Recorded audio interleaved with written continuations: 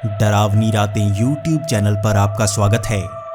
इस चैनल पर आपको सुनने को मिलती हैं डरावनी और सच्ची भूतिया कहानियाँ।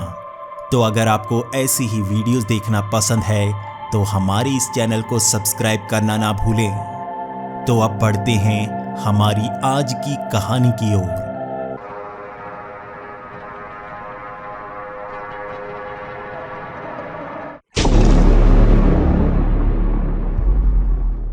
हमारी आज की कहानी हमारे साथ शेयर की है पश्चिम बंगाल से फैजल जी ने। फैजल जी, आपका बहुत बहुत धन्यवाद। तो अब इस कहानी को सुनते हैं फैजल जी की जुबानी। हेलो दोस्तों, मेरा नाम फैजल है और मैं पश्चिम बंगाल के एक छोटे से गांव देबरा में रहता हूं। हमारा परिवार कई सालों से यहीं पर रह रहा है और हमारे मामा जी ने पास के ही गांव में एक छोटा सा घर लिया था। ये घर उन्हें काफ़ी ज़्यादा सस्ता मिल गया था, इसीलिए मामा जी बहुत ज़्यादा खुश थे। इससे पहले मामा जी किराए के मकान पर रहा करते थे और उन्होंने बड़ी मुश्किल से पैसे जोड़कर ये घर लिया था और वो बहुत ज़्यादा खुश थे। जब हम भी उस घर में पहुँचे तो वहाँ पर रेनोवेशन का काम चल रहा था। हमें भी उनका हाथ बटाना था, लेकिन हमें ये घर देखकर बहुत ज़्यादा खुशी हुई थी। घर के आगे ही एक छोटा सा गार्डन भी था जहां पर हम सारा दिन खेल सकते थे। और वैसे भी मामा जी का लड़का 2 साल का था और वो बहुत ज़्यादा शरारती था। हमें वो बहुत ज़्यादा पसंद था क्योंकि उसके साथ खेलने में बहुत ज़्यादा मज़ा आया करता था। मामा जी और मेरे पापा जी घर की रेनोवेशन का काम किया करते और हम बाहर गार्डन में ही खेला करते। मैं पहले भी उसके साथ काफ़ी ज़्यादा खेल चुका था और वो ज़्यादा शरारती होता जा रहा था, लेकिन इस घर में आने के बाद वो शरारतें कम करता और बाहर जाकर मिट्टी को ज़्यादा खोदता रहता।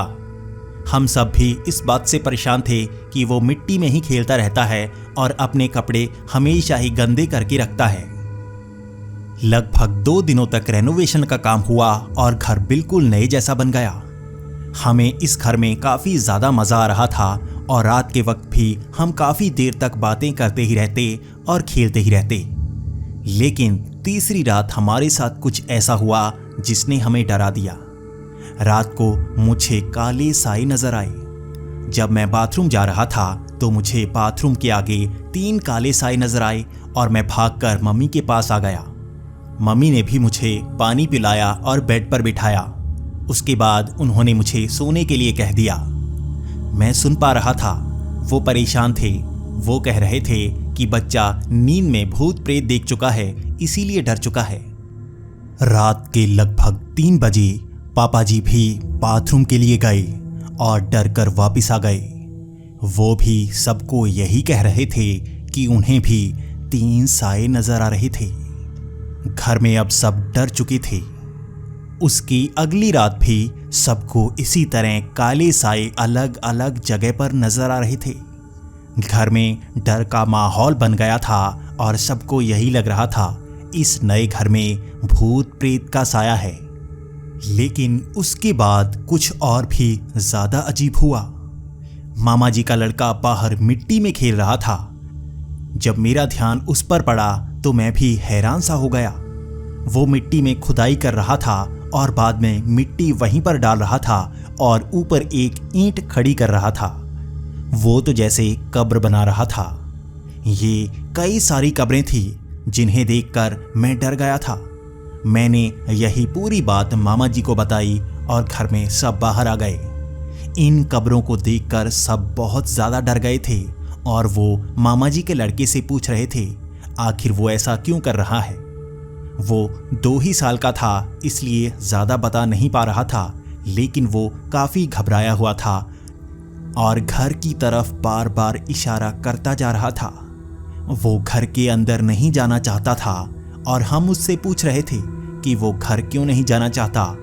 इसके बाद वो दोबारा खुदाई करने लगता और एक और कब्र बना देता। ऐसी घटनाओं से हम सब डर गए थे और वहाँ से हम सब ने अपना सामान उठाया और हमारे घर आ गए। हमारे घर आकर सब सोचने लगे कि हमें अब क्या करना चाहिए। हमारे गांव के पास ही एक दरगाह थी जहाँ पर एक बाबा बैठा करते थे। हम उसी शाम बाबा के पास गए और उनसे पूछने लगे कि हमें ऐसा दिखाई दे रहा है, हमें क्या करना चाहिए। उस बाबा ने कहा कि उनके आसपास कई प्रेत घूम रहे हैं, यहाँ पर भी उन्हें वो प्रेत नजर आ रहे हैं, लेकिन बाकी सब कुछ घर पर जाकर ही पता लगेगा। अगली ही सुबह वो बाबा मामा जी के मकान में आ चुके थे। उस बाबा ने जैसे ही अपना पहला पैर मकान के अंदर रखा, वो काफी डर चुका था। वो कह रहा था कि यहाँ पर प्रेत का साया है और उस प्रेत को हम यहाँ से निकाल नहीं सकते। इस बात को सुनकर मामा जी बहुत ज़्यादा परेशान हो गए थे। वो बाबा जी से ये कह रहे थे कि हमने पूरे पैसे लगाकर ये मकान खरीदा है, हम इसे छोड़कर नहीं जा सकते। तो उस बाबा ने कहा कि मैं नहीं कह रहा कि इस मकान को छोड़ो, यहाँ पर प्रेत जमे हुए हैं और हमें उनको शांति देनी होगी।